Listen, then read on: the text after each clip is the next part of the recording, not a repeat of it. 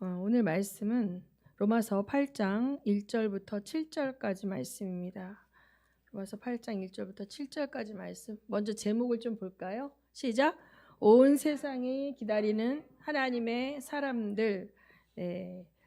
본문하고 좀 오늘 8장을 좀 강의를 할 건데요. 사실은 이 앞부분이 중요해서 본문으로 했지만 뒤쪽에 있는 부분을 제가 좀 나누려고 합니다. 자, 먼저 읽습니다. 그러므로 이제 그리스도 예수 안에 있는 자에게는 결코 정죄함이 없나니 이는 그리스도 예수 안에 있는 생명의 성령의 법이 죄와 사망의 법에서 너를 해방하였음이라. 율법이 육신으로 말미암아 연약하여 할 수 없는 그것을 하나님은 하시나니 곧 죄로 말미암아 자기 아들을 죄에 있는 육신의 모양으로 보내어 육신의 죄를 정하사 육신을 따르지 않고 그 영을 따라 행하는 우리에게 율법의 요구가 이루어지게 하려 하심이니라. 육신을 따르는 자는 육신의 일을, 영을 따르는 자는 영의 일을 생각하나니 육신의 생각은 사망이요 영의 생각은 생명과 평안이니라. 다 같이 육신의 생각은 하나님과 원수가 되나니 이는 하나님의 법에 굴복하지 아니할 뿐 아니라 할 수도 없음이니라. 네. 이 본문 말씀은 사실은 이제 주일날 제가 이번 주일날 전해드렸던 하나님의 말씀, 그 말씀의 이제 후편이라고 좀 보시면 돼요. 제가 주일날 전해드린 말씀 뭡니까? 하나님은 묻지도 따지지도 않고 복주는 신이 아니라 그랬죠. 하나님은 하나님이 계시하시고 하나님이 일하시는 방법 가운데 언약을 통해서 일을 하시는데 우리를 언약으로 부르셨어요. 그래서 우리는 구약의 이스라엘 백성들이 맺었던 그 옛 언약이 아닌 새 언약. 원래 새 언약은 이스라엘 백성에게도 주어졌지만 우리가 참 감람나무 가지에 어떻게 됐어요? 접붙임 바 됨으로 말미암아 우리도 새 언약의 백성이 된 줄 믿으시기 바랍니다. 아멘. 그래서 이 새 언약에 속한 자들은 하나님과 동역자가 됐고 하나님의 일을 함께하는 자가 된 것이죠. 그래서 이 로마서 말씀을 보면 시제를 이렇게 잘 보면서 보면 미래 시제도 나왔다가 과거 시제도 나왔다가 그래요. 근데 이 시제 속에 놀라운 비밀이 있습니다. 이게 이제 헬라어로 기록이 되어 있는데 헬라어에는 단순 과거라는 게 있어요. 단순 과거는 과거에 한 번 있었던 사건이죠.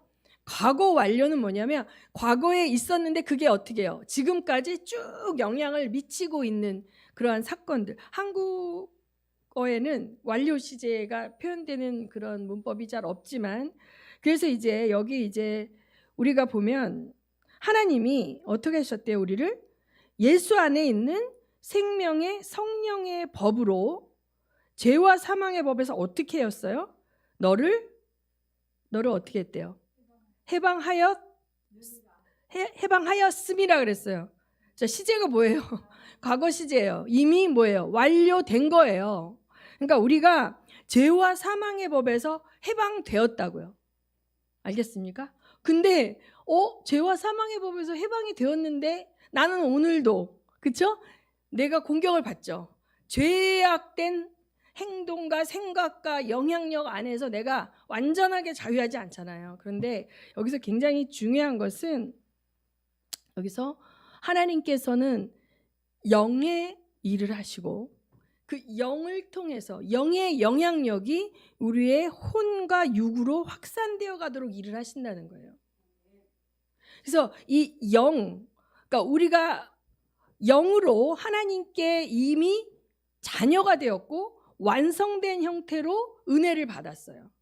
그러면 우리가 나라는 존재를 볼 때에 하나님 안에서의 완전한 용납된 의인으로 나를 인정하고 내가 혼과 육으로 매일매일 짓는 죄악과 넘어짐들에 대해서 이것을 빨리빨리 처리해버리면 된단 말이에요.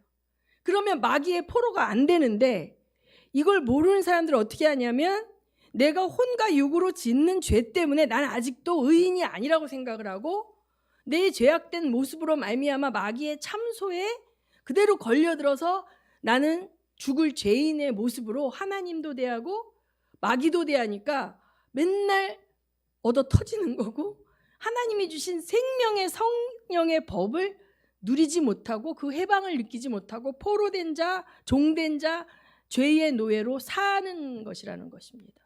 이해가 되세요?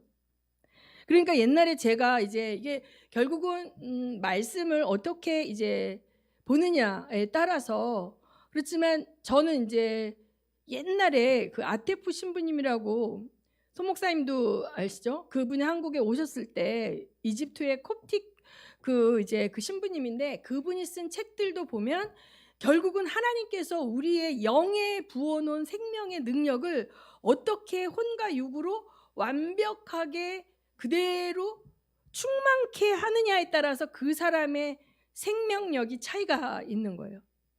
그러니까 하나님이 누구에게는 엄청난 생명을 주시고 누구에게는 찌질한 생명을 주신 게 아니에요. 주님은 우리 모두에게 완벽한 예수 그리스도의 생명의 능력을, 부활하신 생명의 능력, 성령의 능력을 이미 주시기로 작정하셨죠. 아멘. 그런데 그게 나타나는 차이는 뭐냐면, 내가 그것을 어떻게 혼과 육의 영역까지도 활용하고 채워 넣느냐는 내가 하는 거거든요. 그러니까 그거의 차이에 따라서 역사함이 다른 거고 영향력이 다른 거거든요.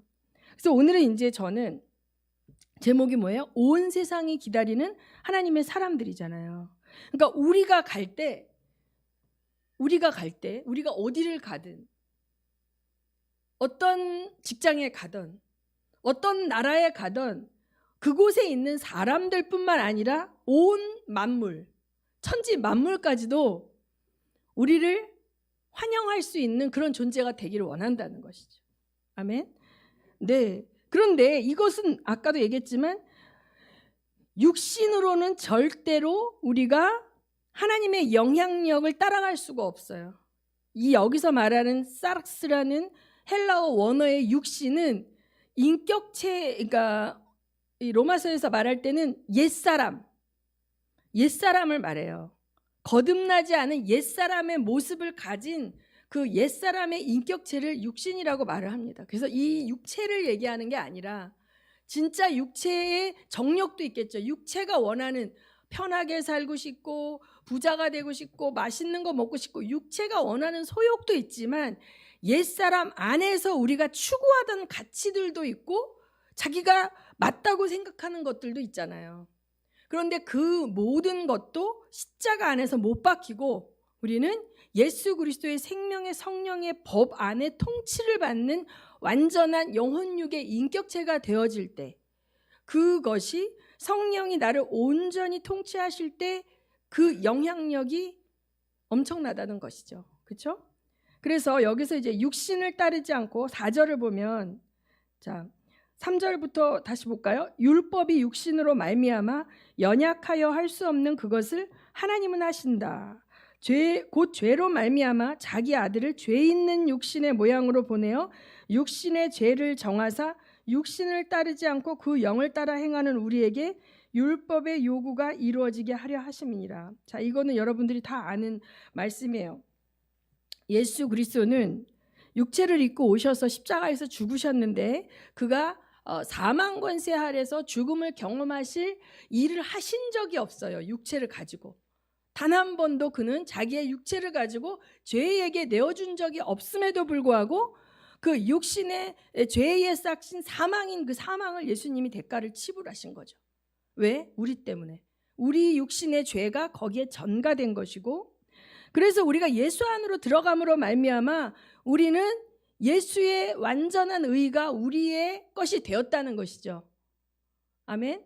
그런데 이것이 우리의 것이 되었는데 제일 먼저 1차적으로 어디서 이게 완전하게 되었어요?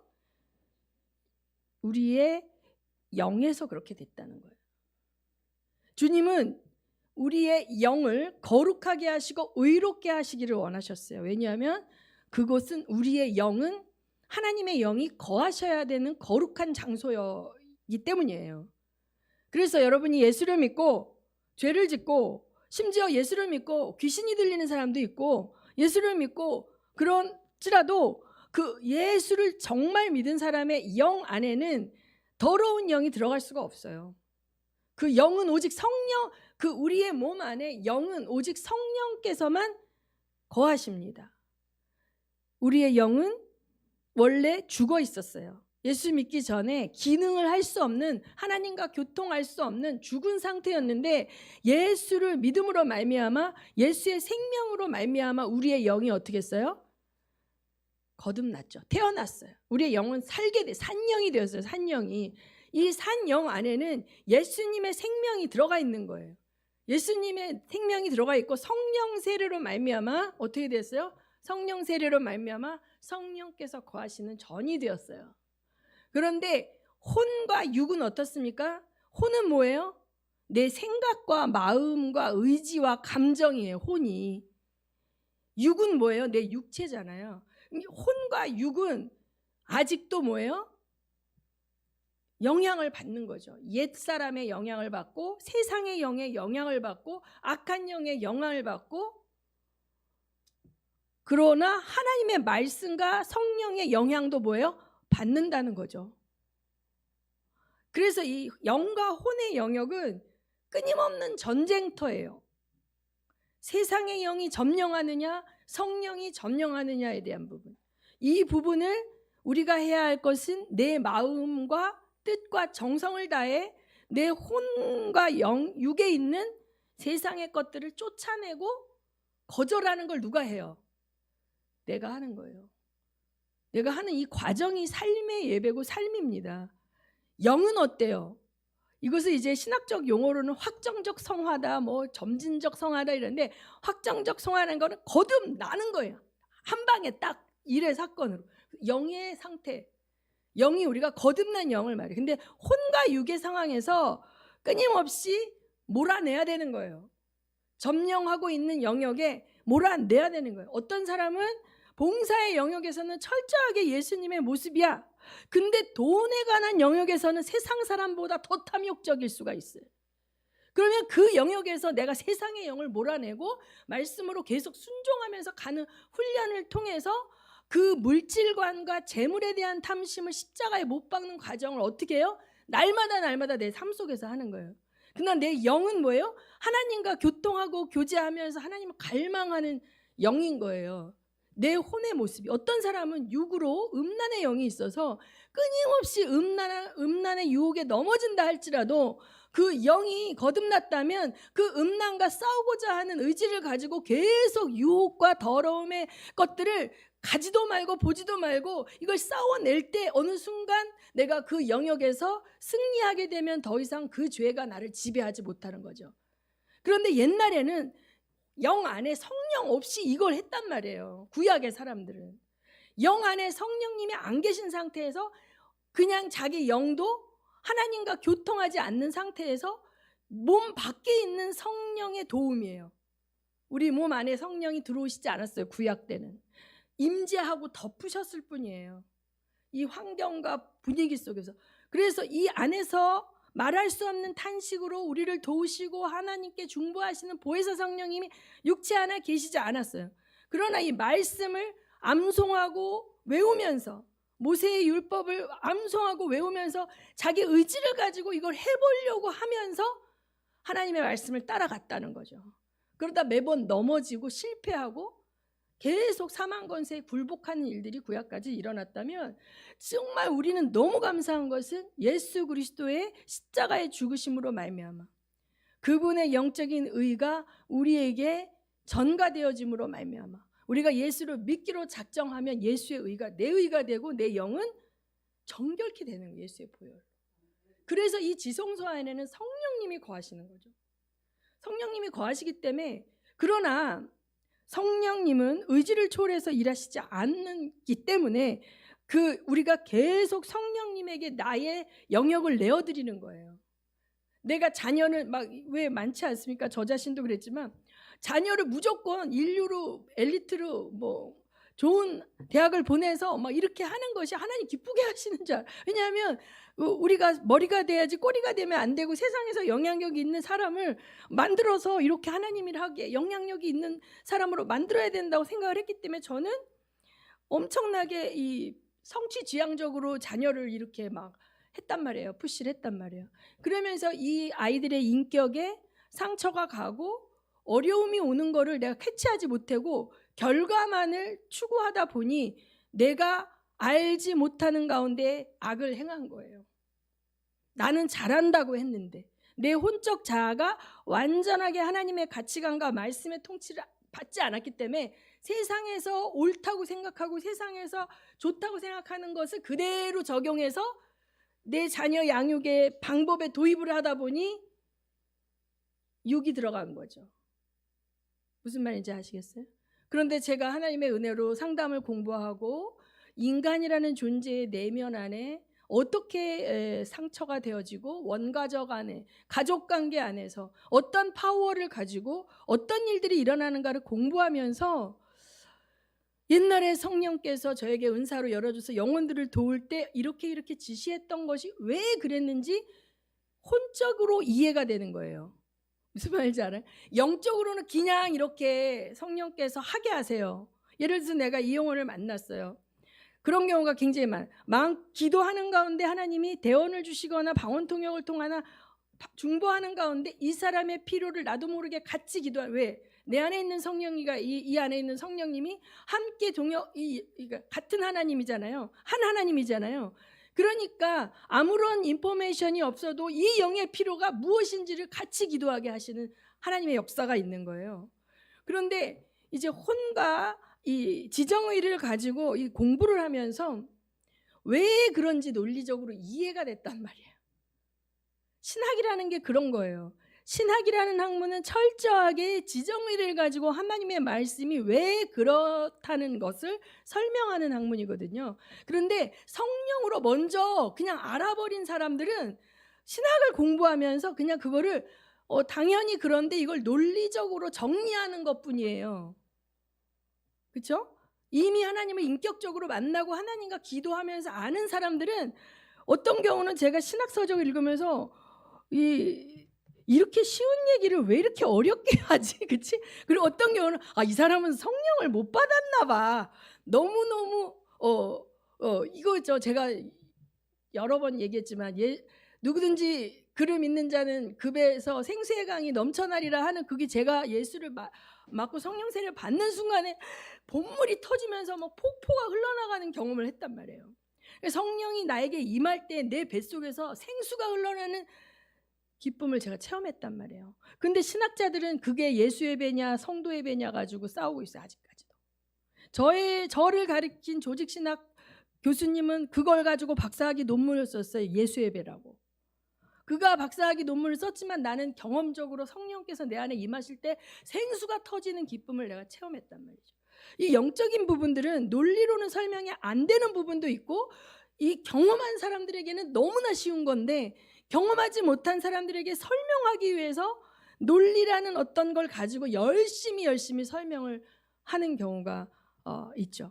근데 이제 뭐냐면 이 하나님이 우리를 영적으로 깨워주시고 영적으로 하나님의 놀라운 비밀들과 이 계시들을 주실 때 우리가 문제는 뭐냐면 혼과 육이 하나님의 인격으로 훈련되지 않으면 자기의 인격으로 그걸 풀어내는 거예요.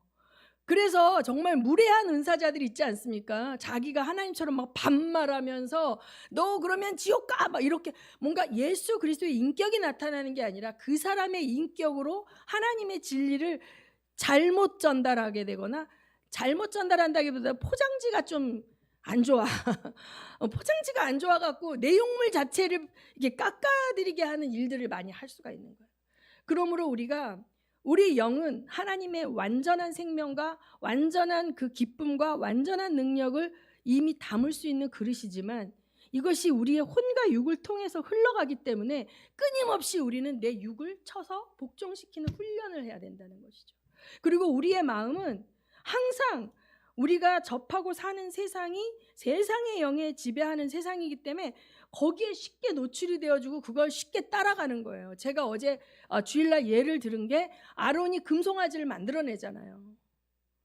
그러니까 모세의 형인 아론이 우리를 위하여 우리를 인도한 신을 만들어내라 그랬더니 금붙이 가져와 하면서 금송아지를 만들어내잖아, 아론이. 이게 오늘날 목사들도 하나님 안에 영적으로 깨어있고 혼과 육에 대한 그 청소하는 부분을 게을리하다 보면 아무리 신령한 걸 받은 자라 하더라도 아차 하는 순간에 세상의 영의 방법과 인본주의와 이런 것들이 들어와서 하나님을 근심케 하는 일들을 할 수 있는 거죠. 그러면 이 하나님의 생명의 능력은요 엄청나거든요. 그러니까 우리가 우리의 혼과 육을 철저하게 청소하고 관리하면, 그대로 투영되면 이 파워가 굉장할 것입니다.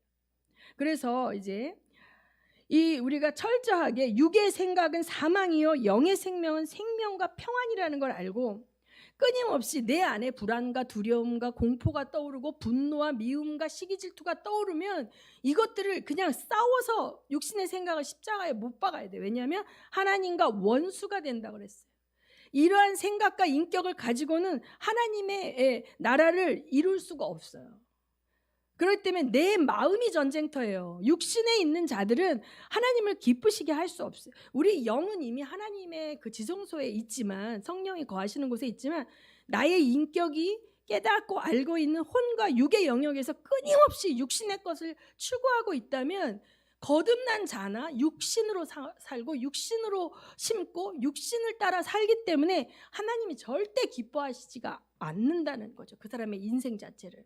그리고 그 인생 자체를 통해서 하나님이 일하시는 게 너무 힘드신 거죠. 그래서 만일 너희 속에 하나님의 영이 거하시면 너희가 육신에 있지 아니하고 영에 있나니 누구든지 그리스도의 영이 없으면 그리스도의 사람이 아니라 그랬어요. 그럼 우린 다 그리스도 사람이야 지금. 왜? 우리 안에 하나님의 영이 계시잖아. 그런데 그리스도께서 너희 안에 계시면 몸은 죄로 말미암아 죽은 것이나 영은 의로 말미암아 살아 있는 것이니라. 그러니까 우리가 지금 이 몸, 내가 지금 입고 있는 이 몸 있잖아요. 이 몸은 제가 예수 믿기 전부터 이 몸이에요. 제가 초등학교 6학년 때 이 키예요. 그 뒤로 안 컸는데 제가 예수 믿고 나서 내가 다른 몸을 입지 않고 이 몸을 그냥 갖고 있는 거예요. 그런데 자, 예수를 죽은 자 가운데서 살리신 이의 영이 너희 안에 거하시면 그리스도 예수를 죽은 자 가운데서 살리신 이가 너희 안에 거하시는 그의 영으로 말미암아 너희의 죽을 몸도 어떻게?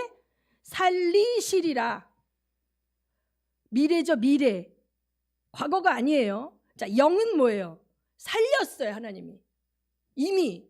근데 우리 이 몸이 어떻게? 나중에 완벽하게 하나님이 생명의 몸으로 살리신다는 거예요. 그럼 지금은 이 몸 안에 자, 옛사람의 영향력과 거듭난 영의 영향력이 혼재되어 있어요. 우리 몸 안에. 자, 그래서 그런데 이 키가 있다는 거예요. 키가. 12절에 그러므로 형제들아 우리가 빚진 자로 돼 육신에게 져서 육신대로 살 것이 아니니라. 자, 우리가 육신에게 자꾸 지면 내 인격체 자체가 육신의 메인자처럼 살게 된다는 거예요. 그런데 어떻게?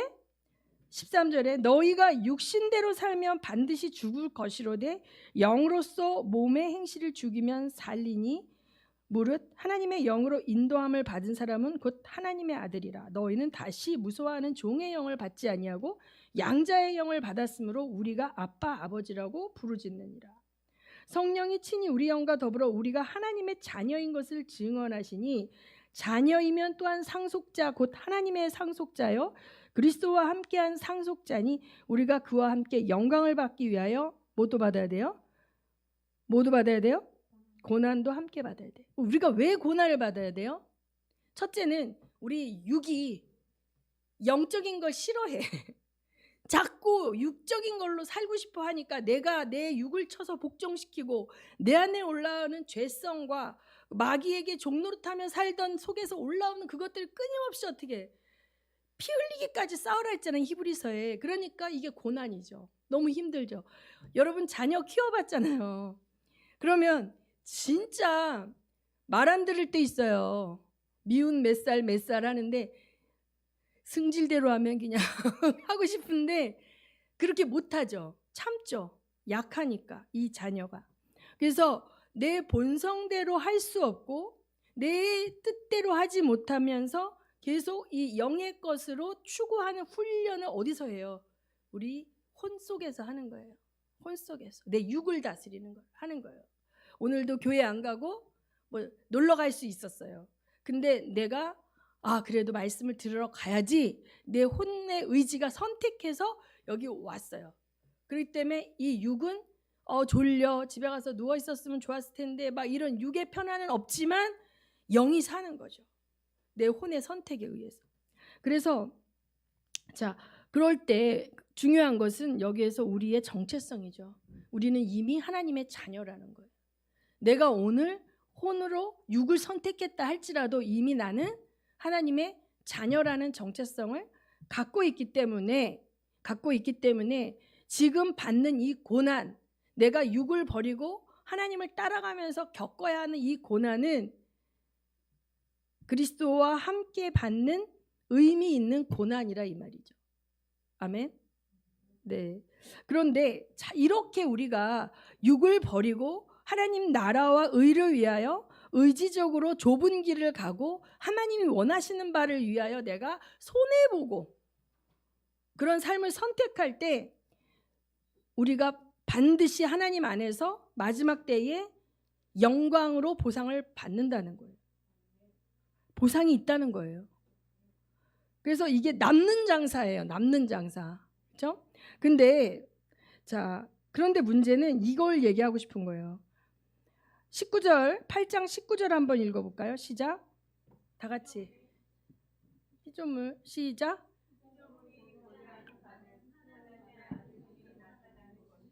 피조물이 허무한데 굴복하는 것은 자기 뜻이 아니요 오직 굴복하게 하시는 이로 말미암음이라.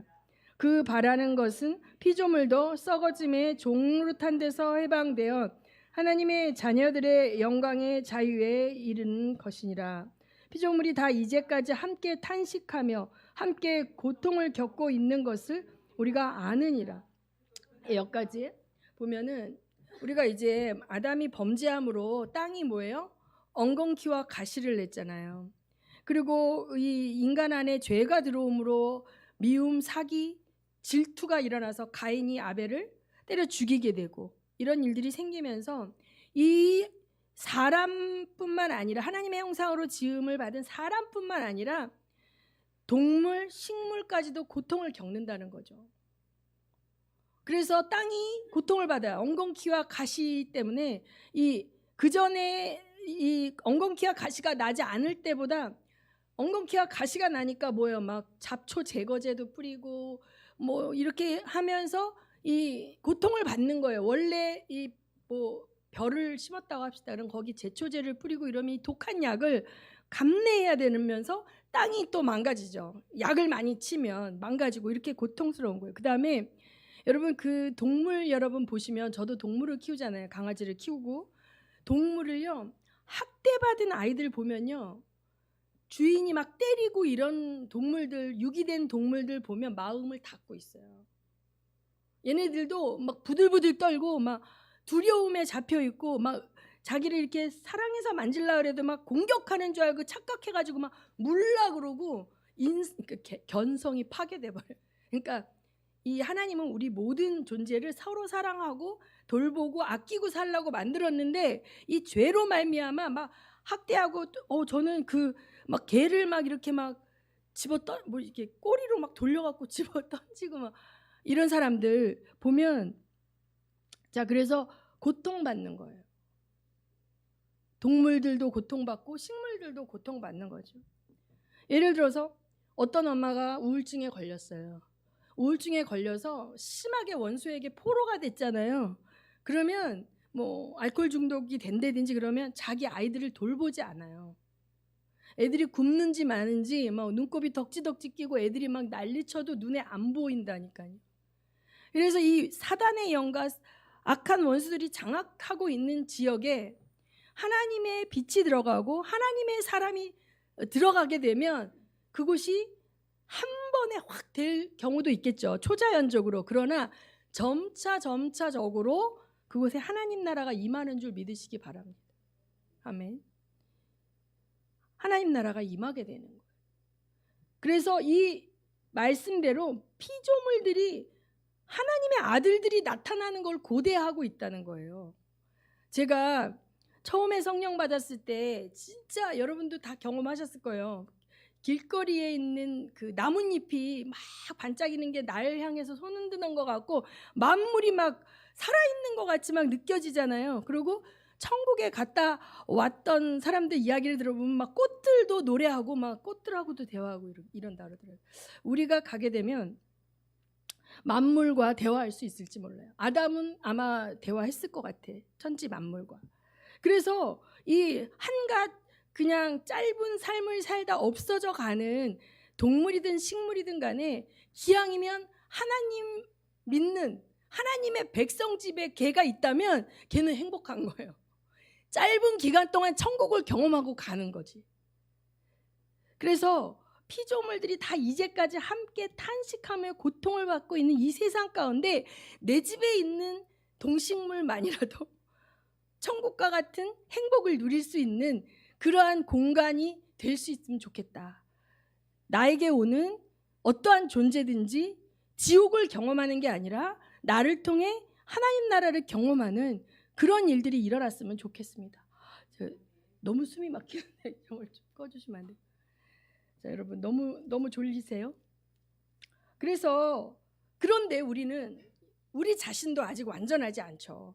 왜냐하면 내 영은 하나님이 거하시지만 혼과 육은 여전히 세상의 영과 내 혼적 자아와 걔가 통치하고자 하는 의지와 성령께 순종하고자 하는 나의 거듭난 자아의 싸움터란 말이죠. 그러니까 내 코가 석자지만 여기서 그래도 점점 성령의 통치를 수용하고 이렇게 된 사람들은 영이 성장하죠.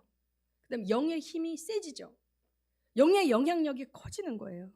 그래서 나는 가만히 있어도 내 영의 내 거듭난 영의 성장도와 하나님께서 나를 지원해 주시는 영향력에 따라서 그 밑에 있는 어둠의 영들은 감히 못 건들고 깨갱하고 가는 거예요.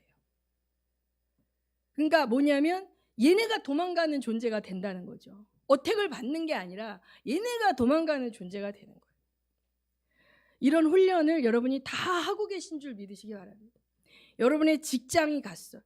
그래서 제가 중보를 많이 했죠. 소망자매 갔을 때 그 직장에서 갔더니 완전히 뭐 분열과 이간 가운데 막 다들 막 그런데 굉장히 중보하고 나서 열심히 했더니 이게 화합이 일어났다는 거예요. 몇 달이지만.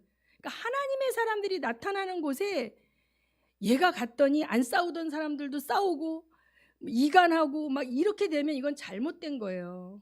근데 하나님의 사람들이 갔더니 서로 싸우고 분쟁하던 그곳에 서로 위해주고 배려해주는 일들이 생겨나는 역사가 일어나면 혼적인 영역, 그 육적인 영역에서 이미 영향력이 흘러가고 있는 거거든요. 하나님은 우리가 그걸 해주기를 원하는 거예요. 아멘. 아멘. 저는 요즘 뉴스를 보면서 뭐 너무 싸우는 뉴스가 많아갖고 묻혀있지만 제가 대한민국을 쓰시기 원하는 하나님의 그 섭리 가운데서 대한민국의 영향력이 땅끝까지 퍼지고 이제 결국 옛날에 성교학에서는 30, 40의 창이라 그랬어요. 위도 30, 40의 창. 불교권과 이슬람권의 그 지구를 돌고 있는 그 띠 가운데 있는 나라들은 가장 극렬한 이슬람과 불교 지역이거든요. 이미 하나님 그곳에서 일하고 있잖아요. 우리가 라오스에서 매일매일 들려오는 복음을 듣고 반응하는 소식들을 들으면서 우리가 너무 행복하잖아요. 지난번에 제가 금요기도회 때 얘기했지만 그 사우디아라비아 이스마엘의 국가 가장 극렬한 건 표현이고 이스마엘 국가 그러니까 이슬람의 종주국이죠. 그 한복판에 대한민국의 기업이 들어가게 되면 그 한인교회가 생겨나고 한인교회가 생겨나면 목사님이 파송이 되고 또 그 한인교회를 통해서 변화된 영혼들이 현지에 남아서 선교 사역하는 경우도 많아요. 그렇게 되어지고 예배가 없는 땅에 하나님을 예배하는 예배가 열리는 그것이 엄청난 일이거든요. 근데 제가 또 하나 캐치한 게 뭐냐면 인도네시아. 제가 대학원에서 부약학회 할 때 그 교수님하고 같이 인도네시아에서 요청이 왔었어요. 인도네시아에 이제 강의를 해달라. 근데 인도네시아 엄청 섬이 많습니다. 근데 인도네시아가 한때 굉장히 강하고 급한 바람으로 성령의 바람이 불었던 성령 역사가 지나갔어요. 근데 인도네시아가 이슬람이잖아요. 그래서 국가적으로 크리스찬들한테 엄청난 불이익을 준대요. 장학금 혜택이니 뭐 복지 혜택이니 거기서 종교에 기독교라고 쓰면 이슬람교를 믿는 국민과 차별이 엄청 심하다는 거예요. 그런데 인도네시아 수도가 어딘지 아세요? 자카르타죠. 근데 인도네시아의 자카르타가 아주 입지가 나쁘대요. 뭐 습하고 뭐 점점 그렇게 해서 이 인도네시아에서 어떤 계획을 하고 있냐면 수도를 통째로 자카르타를 그냥 자카르타가 아니라 어디 이상한 이름이야. 다른 도시로 계획 도시로 수도를 옮길 프로젝트를 진행하고 있대요. 그런데 이걸 대한민국이 신도시를 만들어 본 경험이 많고 모든 인프라를 가지고 신도시를 단독으로 만들 수 있는 능력이 되는 나라래요. 그래서 이거를 아마 오더를 부분 딴 것 같더라고요. 할렐루야, 난 너무 감사한 거예요. 그래서 인도네시아도 크리스찬이 들어갈 수 있겠구나. 여러분, 인도네시아를요 선교사가 들어가려고 해보세요. 엄청나게 어렵습니다. 위장해야 되고 가짜 신분으로 뭐 이렇게 들어가야 돼요. 그 선교사의 그 타이틀로 들어가는 게 아니라. 근데 인도네시아에 대한민국 기업이 들어가고 거기에서 한인교회가 생겨지고 그래서 거기서 그 한인교회 내에서 목사 초청이 되어지고 그래서 목사님들이 들어가고 그곳에서 인도네시아에 있는 한인들이 이제 예배 드릴 때 그 땅이 복을 받는 거예요. 그 땅에 예배가 열리는 거예요. 인도네시아 이슬람이 장악하고 있는 그 영역에 하늘을 뚫고 올라가는 예배가 올라가기 시작한다는 거. 그러면 하나님이 이제 준비된 일을 하시겠죠. 그리고 크리스찬들이 그곳에서 못 살아요. 사우디아라비아는 또 잘 살아서 할 일이 별로 없는데 인도네시아는 되게 못 살거든요. 그러니까 구제와 봉사와 섬김의 일을 통해서 그들의 마음을 얻고, 그렇죠? 손과 발이 되어 선한 일을 펼쳐갈 때 하나님 나라가 혼과 육의 영역에서 맛보아지고 경험되어질 때 영혼들을 추수할 수 있는 거예요. 그러면 선교사들이 들어가서 일하기가 엄청 쉬워져요. 제가 금요일 날 얘기했듯이 하나님은 지금 철로를 깔고 계신다 그랬잖아요. 철로를 깔아서 기차가 달려갈 수 있도록 그 일을 지금 막 하고 계신다니까요. 동유럽에서 하고 계시고 남아메리카에서 하고 계시고 지금 이제 인도네시아 제가 캐치했어요. 사우디아라비아 캐치했어요, 여러분. 그래서 굉장히 중요한 시점에 이게 선교 역사를 보면요, 선교사들 전부 상선 타고 왔어요. 선교사들이 쪽배 타고 온 게 아니에요. 기업이 들어올 때 그 배에 같이 타고 왔다고요. 지금 하나님이 대한민국에 이 뻗어나가는 이 영향력 가운데 하나님이 그게 목적이 아닌 거예요. 이슬람의 포로된 땅, 아무나 들어가지 못하는 그런 땅, 그 땅에 합법적인 들어갈 수 있는 문을 넓혀 놓으시고 글로 사람들이 들어갈 때 묻어 들어가게 하는 전략을 저는 맨날 확인하는 거예요. 이 나라. 자, 그 인도네시아 땅에 한 사람의 헌신된 선교사가 들어가면 그곳에 있는 온 만물이 복을 얻는 거예요. 30년 전에 타지키스탄에 한 사람의 헌신된 크리스찬이 들어가서 그 나라에 하나님의 놀라운 역사가 일어나고 만물이 복을 받았잖아요. 마찬가지 라오스에 개인적인 부와 개인적인 어떤 안락함을 버려두고 한 사람의 선교사가 들어갔어요. 바로 서진교회에서 파송한. 그가 들어갔을 때 흑암에 묶여 불교의 영에 묶여 죽어갈 수밖에 없었던 그 사람들이 빛의 나라로 들어오는 역사가 오늘도 일어나고 있지 않습니까? 우리가 그런 존재라는 거예요. 그래서 오늘 내가 넘어졌고, 오늘 내가 죄에 굴복했고, 오늘 내가 돈 때문에 누구와 싸웠고, 오늘 내가 넘어졌을지라도 내 안에 하나님 나라가 임한 줄 믿으시기 바랍니다. 여러분이 혼과 육의 영역에서 말씀에 복종하고 순종하는 이 노력과 의지를 놓지 않는 한 하나님은 반드시 여러분을 통해서 놀라운 일을 하기 원하신다는 것이죠. 오늘 오면서 이제 허분승 원사님하고 통화 잠깐 했는데, 허분승 원사님 친구분을 막 기도하면서 뭐 이렇게 실업이 됐는데 돈 타는 그 복지관에 뭐 가는데 그 원장이 뭐 심사를 하는 게 있는지 엄청 기도를 했대요. 그 마음을 움직여 달라. 근데 그 친구분이 그렇게 믿음이 강한 분이 아닌데, 오늘 우리 둘이 하나님은 사람의 마음을 움직이시는 분이라는 걸 경험했습니다. 그러니까 여러분이 가는 곳에서 사망 권세에 묶여서 질질질 끌려가는 그 누군가가 하나님의 나라를 경험하는 역사가 일어난다면 이것이 얼마나 굉장한 일입니까? 반드시 하나님이 이것에 대해서 잊지 않고 갚아주신다고 얘기했거든요.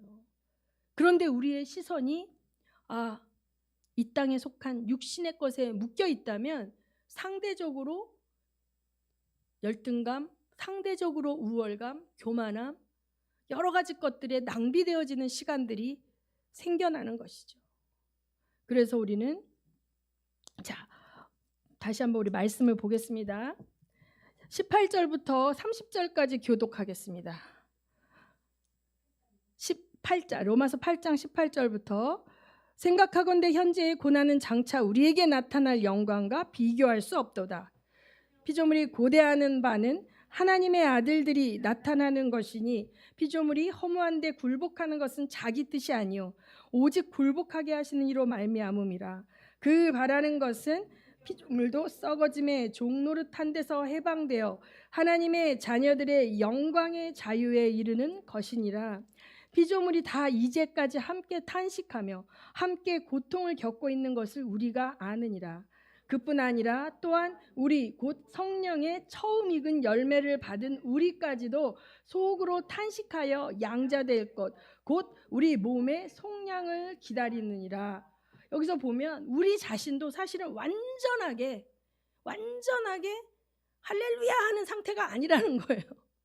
우리도 때로는 탄식하며 이 육신 때문에 내가 하나님의 뜻을 제대로 이루지 못하는구나 하면서 이 몸이 온전히 구속되는 그날을 기다리고 있다는 거죠. 24절에 우리가 소망으로 구원을 얻었음에 보이는 소망이 소망이 아니니 보는 것을 누가 바라리요. 만일 우리가 보지 못하는 것을 바라면 참음으로 기다릴지니라.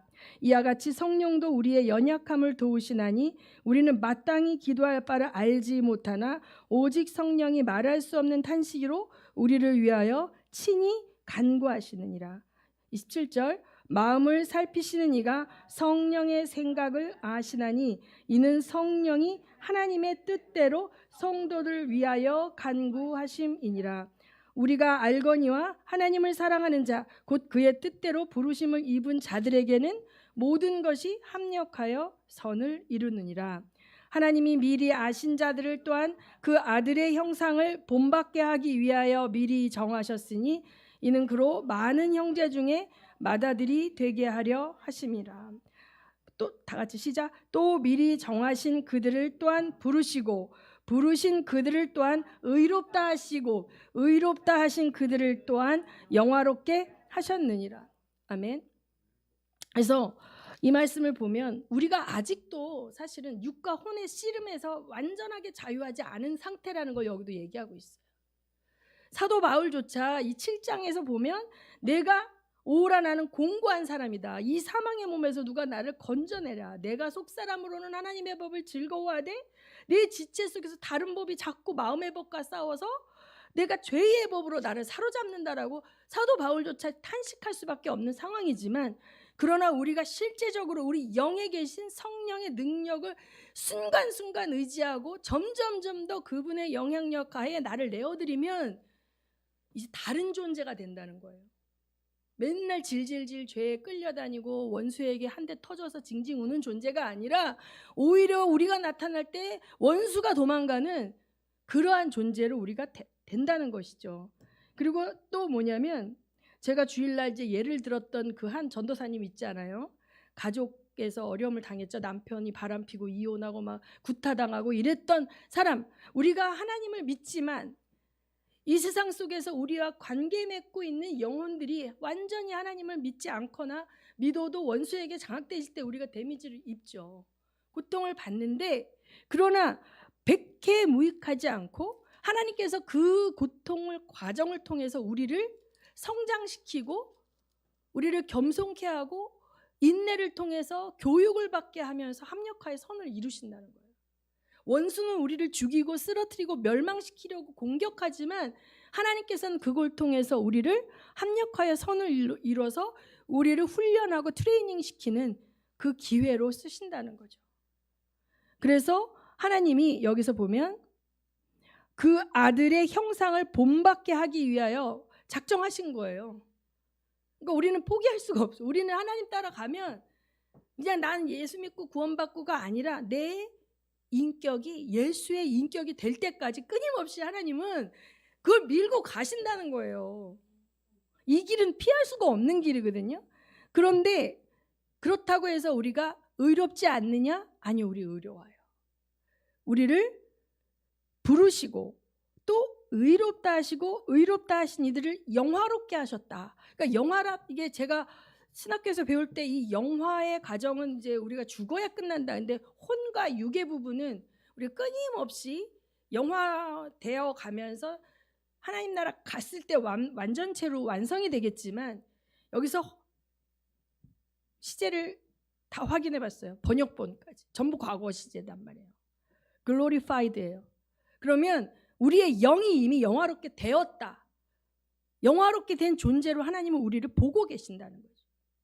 그래서 우리가 혼과 육의 그 영적인 영향력, 예수의 능력, 예수의 생명력, 예수의 인격이 계속 흘러가도록 내가 그것을 열고 훈련하고 내 의지를 쓰고 죄를 죽이고 이렇게 할 때 하나님께서 우리를 기뻐하시고 더 큰 영향력으로 일할 수 있는 장소로 우리를 계속 보내신다는 거죠. 그곳이 어디가 될지는 각자의 인생 가운데 다르겠지만 저는 20년 동안 집 밖에 못 나갔어요. 20년 동안 내가 있는 곳은 부엌이었어요. 우리 집에 제가 가장 많은 시간을 보내는 곳은 아침에 7시에 일어나서 내려오면 부엌에서 저녁에 잘 때까지 거의 제 방에 들어가지 않고 부엌에서 1층에서 어머니 아버님 섬기고 부엌에서 이렇게 했어요. 근데 그곳에서 제가 만들어진 거예요. 지금을 사역할 수 있는 어떠한 것들이 훈련되어지고 제 육을 죽이고 훈련 이런 것들이 거기서 만들어진 거예요. 혹시 골방에 들어가 있는 분, 혹시 어디에 이렇게 인내의 때를 견디는 분들, 그런 분들이 만들어지고 있는 거예요. 영은 이미 영화롭게 되었는데 혼과 육의 상황에서 그리스도의 형상으로 빚어지고 영향력으로 확산되어져서 세상에 어디다 딱 갖다 꽂아놨을 때 그 사람으로 인해서 그곳이 빛의 나라가 되도록 하나님이 훈련하고 계시다. 우리 재민 형제가 지금 알바를 하고 계시죠? 그런데 이제 취업이 돼서 어떤 직장에 갔을 때 이 시간들, 지금 취업이 되지 않고 준비하고 있는 시간들 가운데 이미 영화롭게 된 그 영적인 존재가 혼과 육의 하나님 나라의 통치와 예수의 인격을 계속 담아낼 때 이 홍재민이라는 형제가 딱 어떤 장소로 갔을 때 그 장소가 이 사람을 통해서 복을 받는 줄 알으시기 바랍니다. 그곳이 어디가 됐든 나라는 존재가 그곳에 심겨졌을 때 그곳에서 하나님 나라의 역사가 일어나는 것이죠.